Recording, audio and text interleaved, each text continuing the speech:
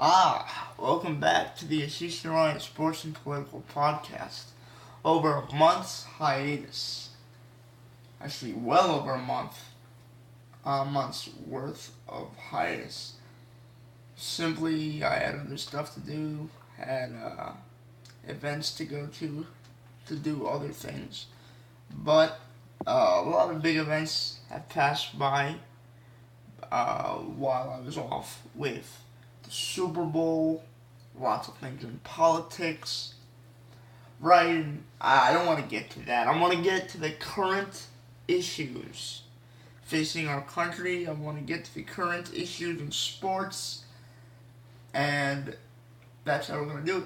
You know, it's very interesting because when I listen to all these shows, right, and this is why I like Colin Cowherd so much, is that when you watch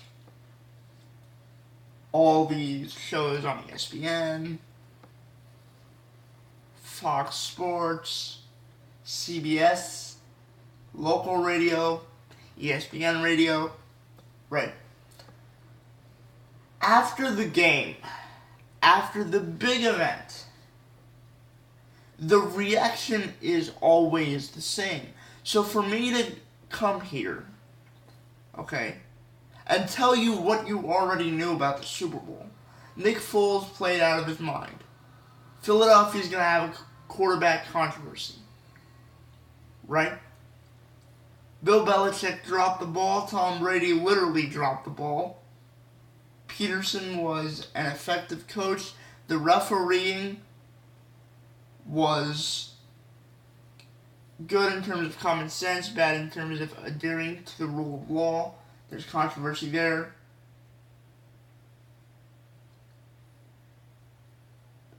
You don't want to hear the same storylines. I understand how great of a game it was. I didn't actually get to watch it. But for the millions of Americans, the millions of people worldwide who did, you don't have to wake up the next morning hearing the same narratives that were so obviously displayed on that wonderful evening through your TV screens. They are essentially telling you what happened during the event, right?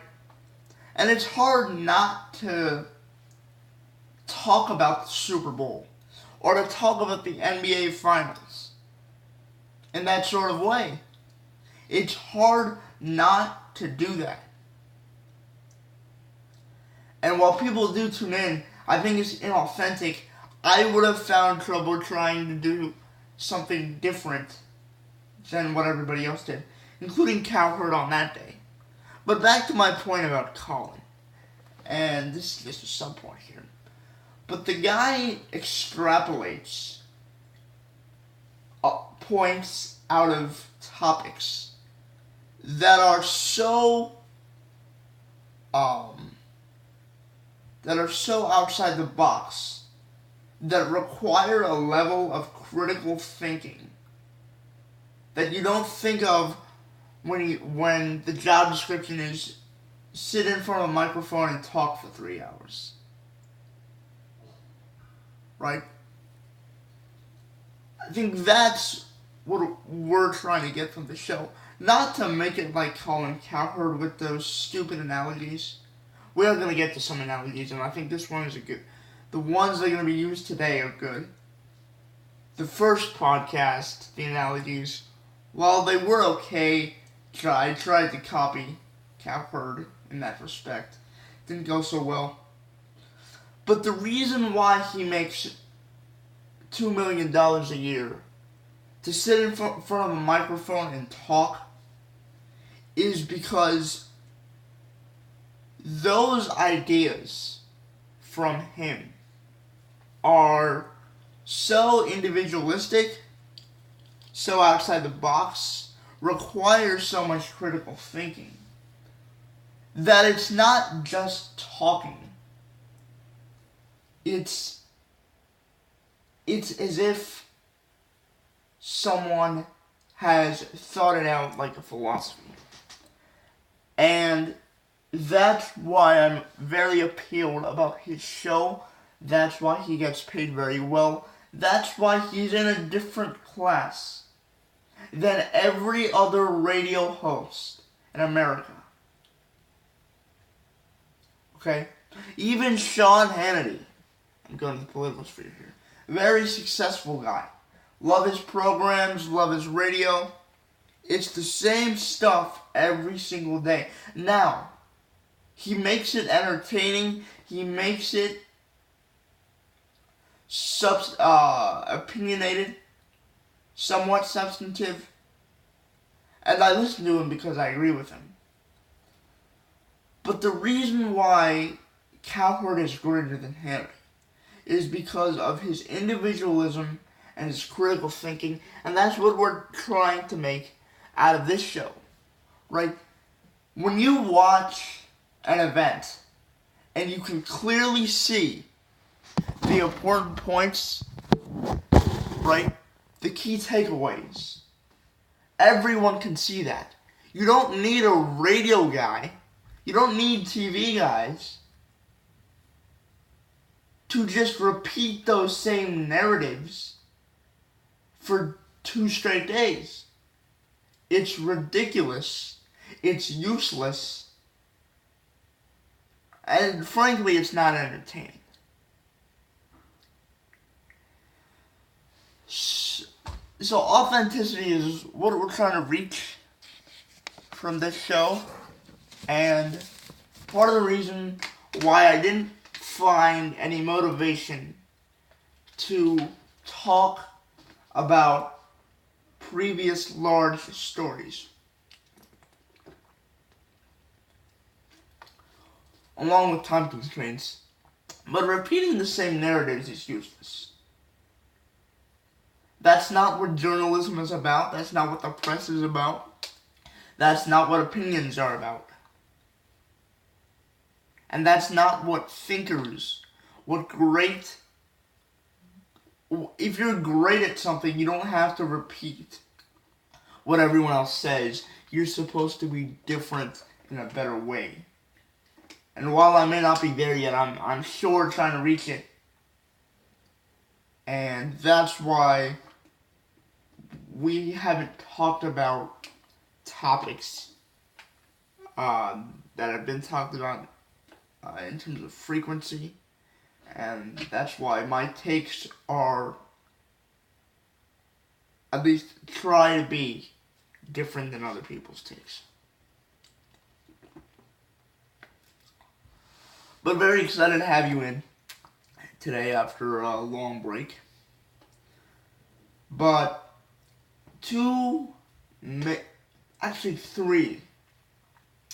three major stories have come down over the last 2 weeks, which I want to touch on. And obviously, they detail politics and sports, right? The Mueller probe, the Florida shooting, and we'll get more in depth in terms of policy in that regard later in the show, maybe, but most definitely later this week. And the college basketball scandal that rocked everyone. See, when I watch sports and when I watch politics, I think this is what brings men, right? That drives men towards these two things. And no, I'm not trying to stereotype, but I think this analogy is more suitable. The reason why men are driven to these two things is because politics and sports are the most public, tangible ways to show affluence, to show greatness, for lack of better terms, one percentership, right? Men love that. You want to be the center of attention. You want everything: fame, glory, money, power. That's what drives men to politics.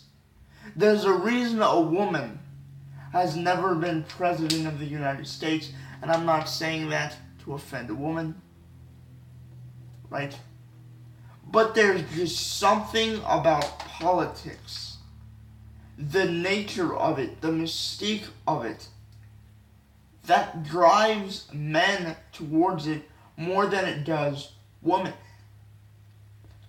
And that's why I think the gamesmanship of it, the potential successes, I dream myself being in a White House, right, with ultimate power and ultimate money. I dream myself winning the Super Bowl, $300 million contract, houses, cars, jewelry.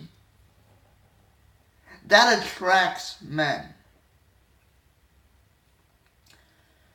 And in order to survive, it's something that so heavily attracts men, right? And that truly, getting back to the 1%ership point, only 1% of people can truly achieve the success that can be quantified as greatness. Okay, great. You averaged 15 points per game in high school. You started, you were a good player. That doesn't quantify as success in the grand scheme of things. Great. You're a student council. You're a city council rep. Sure, you have an important job. Sure, every single legislative member has an important job. But that's not ultimate success. In IT, I shouldn't say ultimate success. Just what we look for as success. Look at IT. So many guys sitting around making $100,000 a year, $75,000 a year. There's no 1%ership to that. To be truly successful in IT, you can make $85,000, $120,000. To be truly successful in sports, to be truly successful in politics, you have to be the one. In IT, in many other fields in this world, you can be the one of many and still be considered a true success. In politics and sports, in order to truly be successful, to be considered great and truly successful, you have to be the one. And the competitiveness of it drives men towards it. The rewards of it, the potential rewards, should I say, drive men towards it. And with lots of competition in fields where only 1% of those that actually try to become something do become something,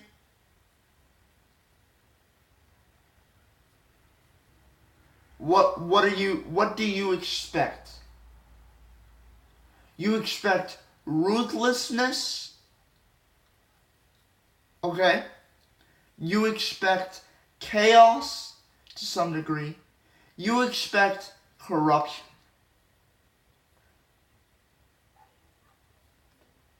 Again, I know this sounds awful, but it's the truth.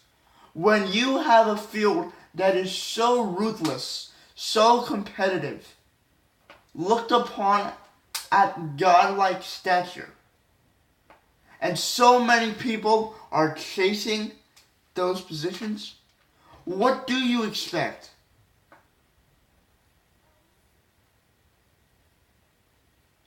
You expect corruption, you expect cheating, you expect deception.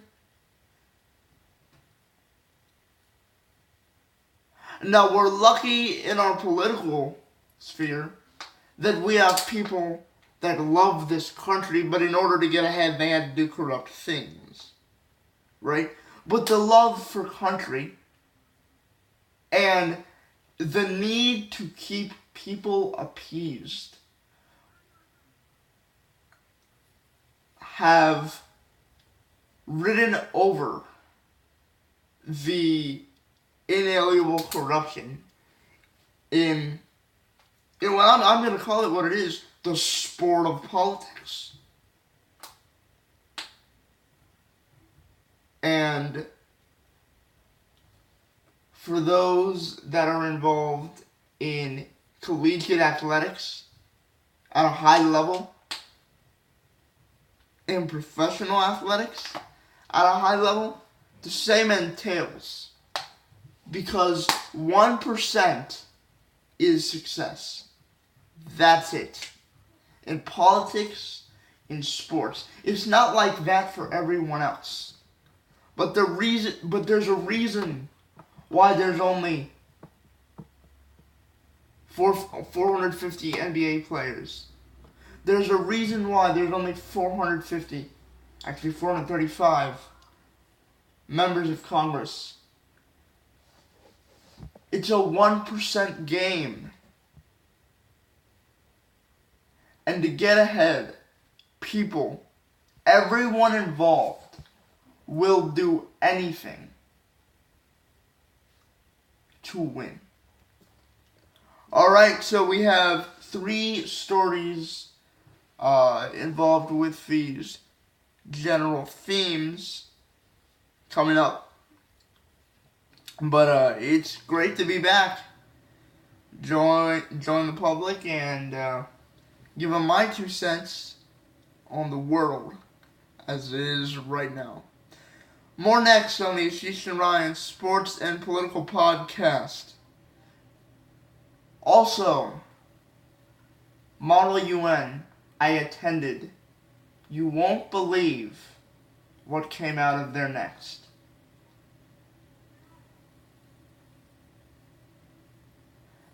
Next on the Ashish and Ryan Sports and Political Podcast.